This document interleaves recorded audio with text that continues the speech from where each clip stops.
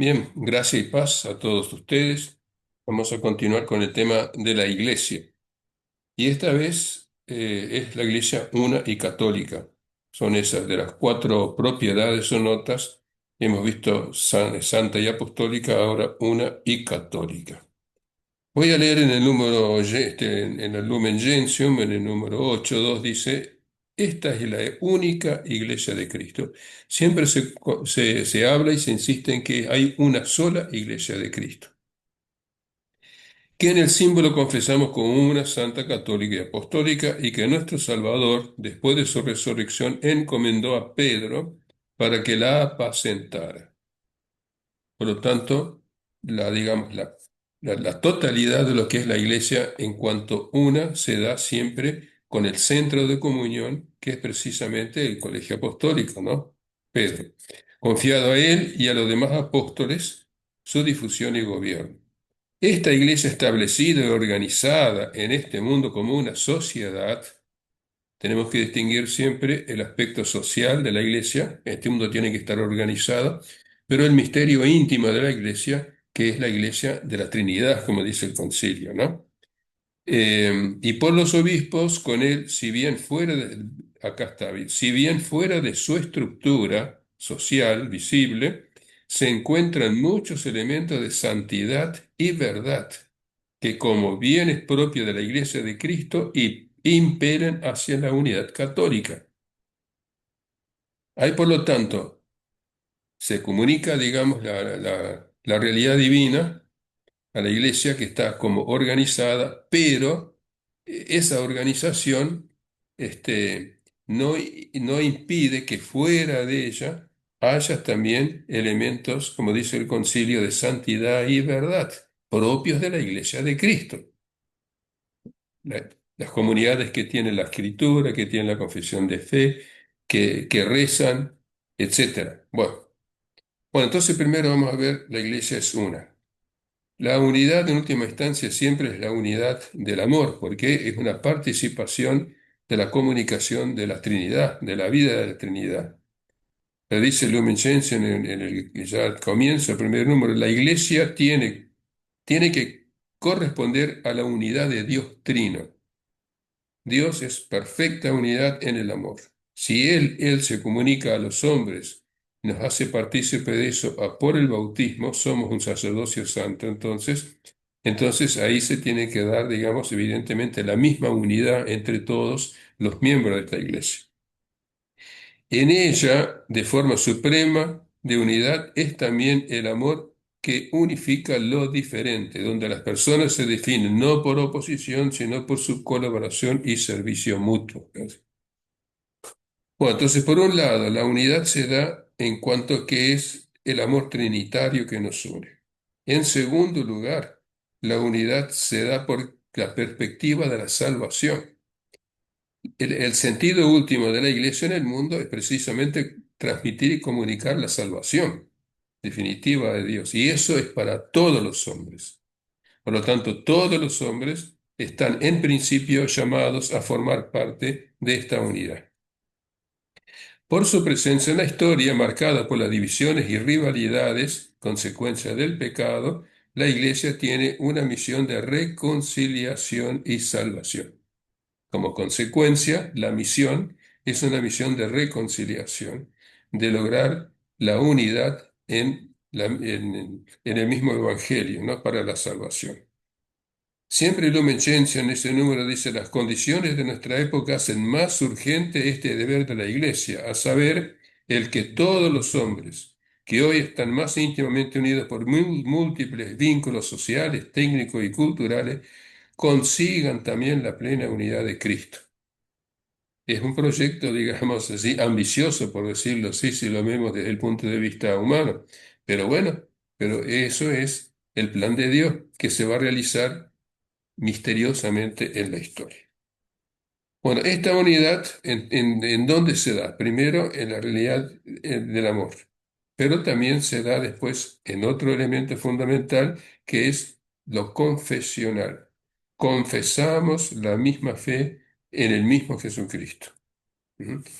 Eh, Al servicio de esta unidad está ante todo el ministerio, el colegio apostólico, dice, porque como podemos recordar en el Evangelio de San Lucas, en el capítulo 22, 32, Jesús dice a Pedro, yo he rogado por ti, le dice a Pedro, y tú cuando vuelvas, confirma a tus hermanos en la fe. Esa es la misión de confirmar a los hermanos de la fe, porque solamente en la misma fe puede haber unidad.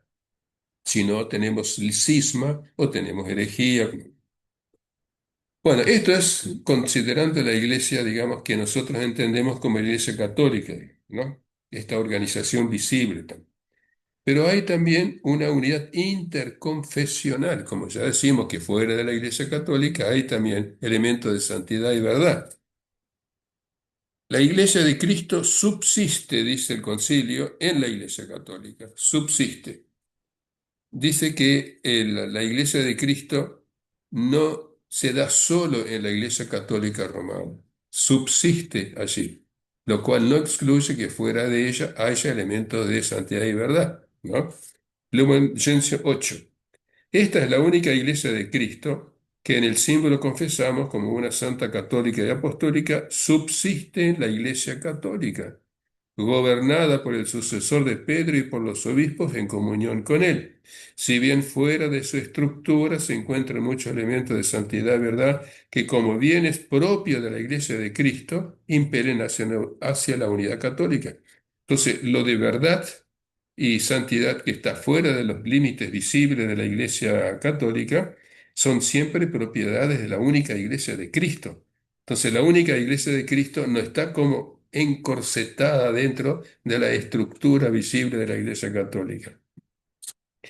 En la Unitatis Redintegratio, o sea, el documento sobre el ecumenismo, en el número 2, dice, dan tres realidades, digamos, externas que fundamentan la unidad. Para el establecimiento de esta santa iglesia en todas partes y hasta el fin de los tiempos, confió Jesucristo el colegio apostólico con el fin de enseñar, de regir y de santificar, ¿no? Esta unidad entonces supone una confesión de fe, sería el ministerio doctrinal, la importancia de mantener la pureza de la fe, la celebración del servicio divino, el misterio de la santificación y la armonía fraterna, el ministerio de la dirección pastoral. Pero, dice, con esta unidad externa no es un fin en sí mismo, es simplemente una mediación, un signo de la verdadera unidad que es interna, la unidad en el Espíritu de Cristo, en el amor. Lumen Gentium 15. La Iglesia se reconoce unida por muchas razones con quienes, estando bautizados, se honran con el nombre de cristianos, cristianos no católicos, pero no profesan la fe en su totalidad. Por ejemplo, los protestantes hay ciertas partes que nosotros aceptamos como dogma y ellos no. Y no guardan la unidad de comunión bajo el sucesor de Pedro. O sea, no participan o no, sí pertenecen visiblemente, por decir así, a la Iglesia Católica. Pero hay muchos que honran la Sagrada Escritura como norma de fe y vida, muestran un sincero celo religioso, creen con amor en Dios Padre Todopoderoso y en Cristo, Hijo de Dios y Salvador, están sellados con el bautismo por el que se unen a Cristo y además aceptan y reciben otros sacramentos en sus propias iglesias o comunidades eclesiales. Muchos de entre ellos poseen el episcopado, celebran la Sagrada Eucaristía y fomentan la piedad hacia la Virgen Madre de Dios. Esto es alusión seguramente a los ortodoxos, con los cuales no hay prácticamente diferencia, salvo el hecho de que ellos no reconocen al Papa como sucesor de Pedro y pastor universal, digamos, ¿no? Es un patriarca de Occidente para ellos. Añádese a esto la comunión de oraciones y otros beneficios espirituales e incluso a cierta verdadera unión en el Espíritu Santo, ya que Él ejerce en ellos su virtud santificadora con los dones y gracias, y algunos de entre ellos los fortaleció hasta la efusión de sangre. Hace alusión, por ejemplo, los mártires anglicanos, de los cuales habla Pablo VI en una canonización de cristianos en África. De esta forma, el Espíritu suscita en todos los discípulos de Cristo el deseo y la actividad para que todos estén pacíficamente unidos. Es el gran empeño y la responsabilidad del ecumenismo, ¿no? Del modo determinado por Cristo, en una grey y bajo un único pastor. Para conseguir esto, la Iglesia Madre no cesa de orar, esperar y trabajar y exhorta a sus hijos a la purificación y renovación, a fin de que la señal de Cristo resplandezca con más claridad sobre la faz de la Iglesia. Después ese mismo documento, no, eso dice Lumen Gentium 15. Y ahora la Unitatis Redintegratio, el número 2, dice, puesto que quienes creen en Cristo y recibieron el bautismo debidamente quedan constituidos de alguna comunión, aunque no sea perfecto con la Iglesia Católica. Y en el número 3, ese documento sobre el ecumenismo, dice, justificados por la fe en el bautismo, quedan incorporados a Cristo y por lo tanto reciben el nombre de cristiano con todo derecho. Y justamente son reconocidos como hermanos en el Señor por los hijos de la Iglesia Católica. Es más, de entre el conjunto de elementos o bienes con que la Iglesia se edifica y vive, algunos, o mejor muchísimos, y muy importantes, pueden encontrarse fuera del recinto visible de la Iglesia Católica. Por ejemplo, la palabra de Dios, la vida de la gracia, la fe, la esperanza y la caridad, y algunos dones interior del Espíritu Santo y elementos visibles, todo esto que proviene de Cristo y a Él conduce. Pertenece por derecho a la única Iglesia de Cristo. Y concluye, por consiguiente, aunque creamos que las iglesias y comunidades separadas tienen sus defectos, no están desprovistas de sentido y de valor en el misterio de la salvación, porque el Espíritu de Cristo no ha resucitado a servirse de ellas como medio de salvación, cuya virtud deriva de la misma plenitud de la gracia y de la verdad que se le confió a la iglesia. Bueno, cuando dice sin embargo, que la iglesia, la única iglesia de Cristo subsiste en la iglesia católica, se entiende romana, por decir así, porque nos entendamos, no significa entonces que solamente en ella se den todos los elementos de salvación. Dios no ata su poder a los sacramentos, como se dice en teología. Dios no ata su poder tampoco a la estructura visible de la iglesia de Dios. También el Espíritu Santo actúa afuera, porque la acción de Dios, dice la carta a Timoteo, Dios quiere que todos los hombres se salven y lleguen al conocimiento de la verdad. Y hay como ramas desprendidas históricamente, pero que sin embargo conservan todos los elementos que son propios de la Iglesia de Cristo. Eh, Muy bien. Entonces, la unidad de la iglesia es algo que hay que constantemente tratar de lograr e ir construyendo. Finalmente, la otra propiedad que es católica. La palabra católico en griego significa en su plenitud, en su totalidad. Tiene como, digamos, un doble significado. En primer lugar, católico, la Iglesia católica significa que se dan en ella la totalidad de los medios de salvación en cuanto que es el cuerpo de Cristo. Pero al mismo tiempo, católico significa universal. Entonces, dado que el plan de Dios es la salvación de todos los hombres, por naturaleza, la Iglesia es católica en cuanto que es universal y se hace presente en todas las partes del mundo, en cualquier situación, en cualquier, digamos, estrato social, en todos lados, digamos, se hace presente entonces la Iglesia. Esto significa que es católica. Entonces tiene la plenitud de los medios de salvación y al mismo tiempo tiene este carácter universal.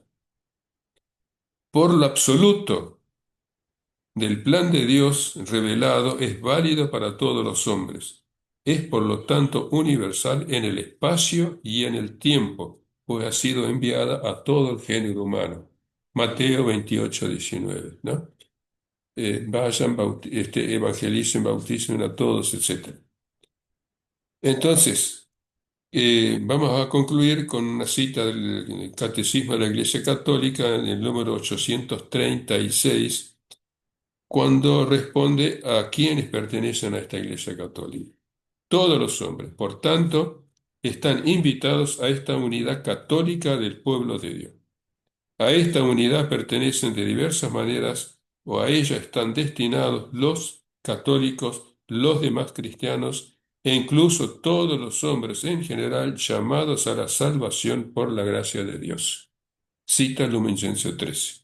Entonces, este es Catecismo de la Iglesia Católica en el número o párrafo 836. Entonces, sobrevolando, así para concluir rápidamente, teniendo en cuenta la situación de hoy, uno podría ver distintas matices o insistencia en las distintas comunidades. Por ejemplo, los ortodoxos, que ellos tienen distintos patriarcas, digamos, ¿no? Distintos patriarcados. Está el de Antioquía, está el de Jerusalén, está el de Moscú, etcétera, ¿no? Ellos privilegian la doctrina o la ortodoxia de la fe, por eso se llaman ortodoxos. Las confesiones evangélicas privilegian sobre todo la vuelta al Evangelio, por eso se llaman evangélicos, digamos, ¿no? Y la católica privilegia lo universal, en cuanto que tiene la plenitud de los medios y está llamado a ser universal efectivamente en el mundo y en la historia. Pero evidentemente la Iglesia Católica engloba también lo anterior, la ortodoxia en la fe y el Evangelio, hacia el cual constantemente tenemos que remitirnos y volver. Muchísimas gracias por hoy y que Dios los bendiga.